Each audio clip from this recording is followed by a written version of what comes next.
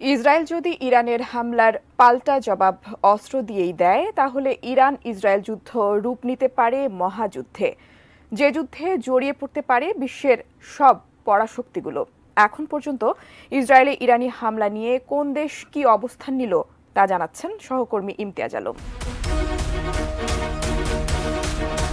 ইসরায়েলের বিরুদ্ধে ইরানের হামলার নিন্দা জানায়নি চীন ও রাশিয়া। অবশ্য সবাইকে সংযত থাকার আহ্বান জানিয়েছে দুই দেশই। রোববার দেওয়া এক বিবৃতিতে চীনা কর্তৃপক্ষ বলেছে, বর্তমান অস্থিরতায় তারা গভীরভাবে উদ্বিগ্ন। ইরানের সঙ্গে ঘনিষ্ঠ কূটনৈতিক ও অর্থনৈতিক সম্পর্ক রয়েছে চীনের। সিরিয়ায় ইরানের কনসুলেটে হামলার পর ইরানকে প্রতিশোধ না নিতে উদ্বুদ্ধ করতে বেইজিংয়ের প্রতি আহ্বান জানিয়েছিল যুক্তরাষ্ট্র। তাই ইরানের পাশে থাকার আভাস রয়েছে চীন ও রাশিয়ার।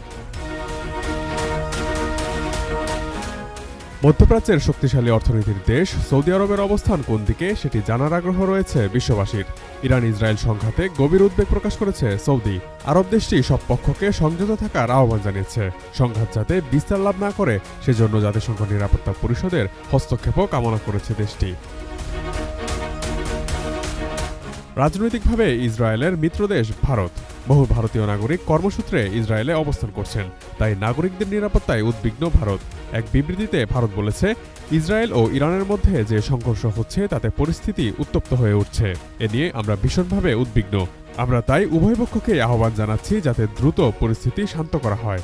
ভারত নিজেকে এই সংঘাতে সরাসরি না জড়ালেও কূটনৈতিকভাবে ইসরায়েলকে সহায়তা করে যাবে বলেই ধারণা।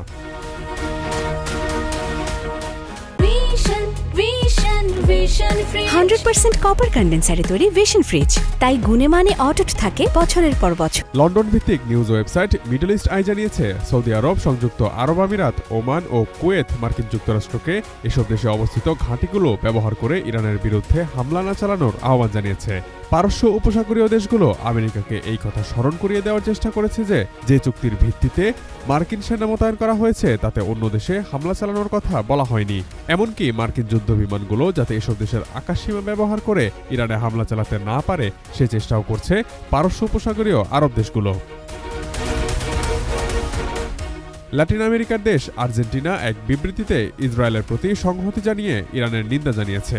তবে প্রতিবেশী দেশ ব্রাজিল নিরপেক্ষ অবস্থান ব্যক্ত করে এই অঞ্চলের অস্থিরতা বন্ধের জোর আহ্বান জানিয়েছেন।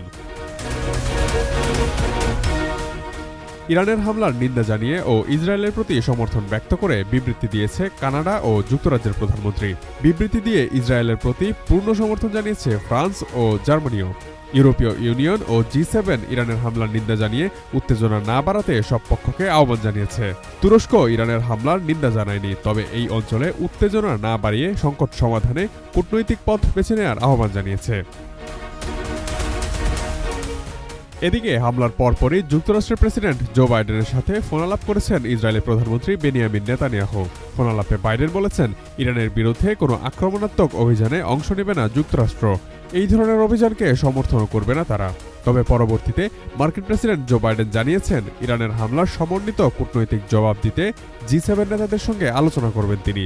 ইসরায়েলি নেতাদের সঙ্গে বাইডেনের টিমের সদস্যরা সার্বক্ষণিক যোগাযোগ রাখছেন বলেও জানিয়েছেন তিনি। তবে এই ব্যাপারে কলম্বিয়ার প্রেসিডেন্ট গুস্তাভো পেত্রোর বক্তব্য আলাদা করে তুলে ধরার মতো।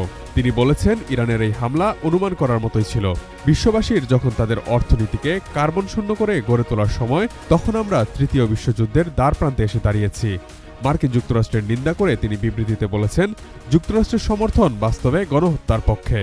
সবাই জানে যুদ্ধ কিভাবে শুরু হয়, কিন্তু কেউ জানে না যুদ্ধের শেষ কোথায়। তিনি ইসরায়েলি জনগণকেও তাদের শাসকদের পাগলামি থামাতে ঐক্যবদ্ধ হতে আহ্বান জানান। Imtiaz Alam, desk report, ATN news.